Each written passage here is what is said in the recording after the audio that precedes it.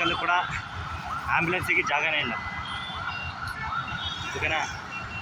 ನೋಡಿ ಹಿಂಗಾಗ್ಬಿಟ್ಟಿದೆ ನಮ್ಮ ದೇಶ. ನೋಡಿ ಟ್ರಾಫಿಕ್ ಕಾಣಿಸ್ತಿದೆ. ಸೊ ಯಾರೋ ಒಬ್ಬ ಒಳಗಡೆ ಇದ್ದಾನೆ, ಎಮರ್ಜೆನ್ಸಿ ಇದೆ, ಸೊ ವೇಟಿಂಗ್ಸ್ ಹಾಕಿದ್ದಾರೆ.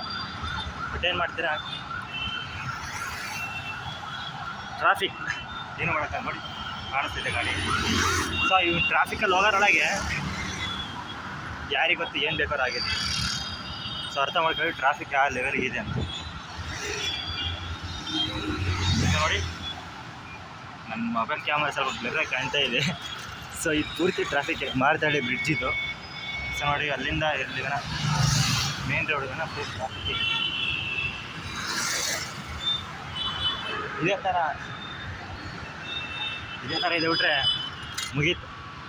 6 ಗಂಟೆಗೆ ಜಾಬ್ ಬಿಟ್ಟದು 8-9 ಗಂಟೆ ಆದ ಮನೆಗೆ ಹೋದ್ರೊಳಗೆ. ಏನಂತೀರಿ? ಅದು ಟ್ರಾಪಲ್ಲಿ ಸಿಗಾಕೊಂಡ್ಬಿಟ್ಟಿದೆ ನಾವೆಲ್ಲ ಟ್ರಾಪಲ್ಲಿ.